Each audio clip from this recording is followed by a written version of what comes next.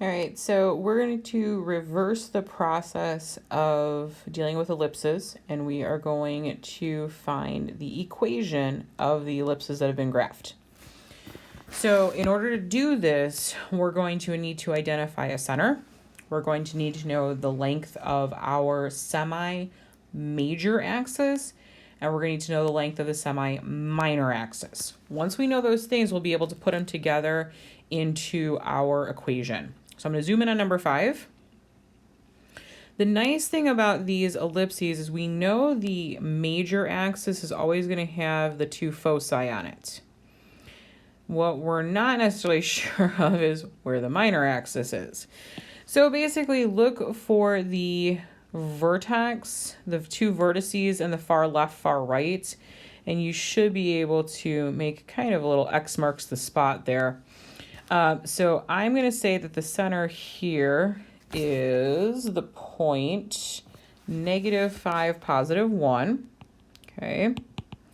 So -5, +1. And I'm going to count my semi-major axis. So from the center, 1, 2, 3, 4, 5, 6, 7, 8 units up. And then my semi-minor axis would be 1, 2, 3, 4 units to the either left or right. All right. Now to put this together, we're going to have x plus 5 squared over, and I'm going to get to this something in a minute here, plus y minus 1 squared over something is equal to 1.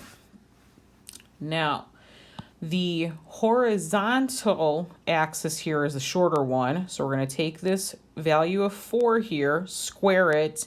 That's going to become the denominator underneath x. So that's going to be 16 here. Stop that. Your vertical axis here, the semi-major is 8 units, so we're going to square that and it will go underneath y. So that's going to be 64 there, and we are done with that equation in standard form. All right, so let's move on to problem number 6. So number 6, I'm going to look for a center again. So let's go ahead and mark this major axis. Let's go ahead and find the minor axis here. Okay, so the center is going to be the point 2, 0.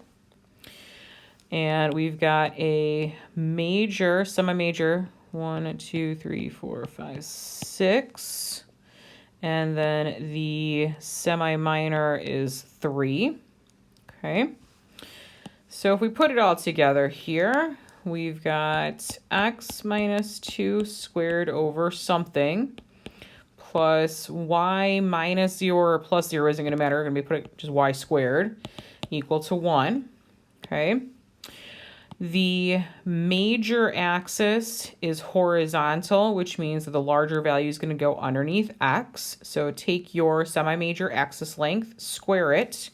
So that's going to go underneath x. And then your semi-minor is 3. We're going to square that and put it underneath y there.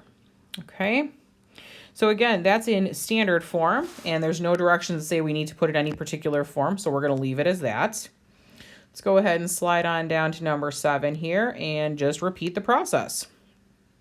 So if we look for a center here, there's my major axis, and my minor axis looks like it's right about there. So that puts my center at 2, 2, and that would put, let's see if I can count these out relatively quickly. The easy one here is going to be 2 horizontally. So let's see, 1, 2, 3, 4, 5, 6, 7 vertically.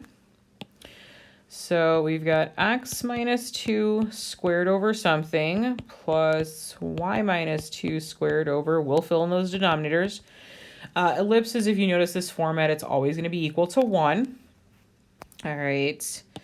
So if we look for what's underneath x, I want to look at this horizontal axis here, the semi-minor in this case axis. Take that 2 and square it. Denominator is 4.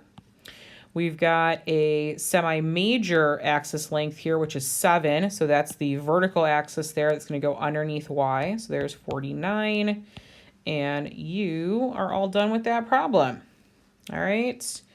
One more for problem number 8. So let's see here. Major axis is horizontal. Minor axis is vertical. It's giving me a center here of -5, 0. Let's do a little counting. 1, 2, 3, 4, 5 units horizontally and 2 units vertically off the center there. So let's see, x plus 5 squared over plus y squared over, because there's a 0 there for the y value, is equal to 1. Horizontally, we have a semi-major axis length of 5, so let's go ahead and square that. We're going to get 25 there. And then if we look at the semi-minor axis, which is the vertical axis here, we're going to take that 2, square it, denominator is 4.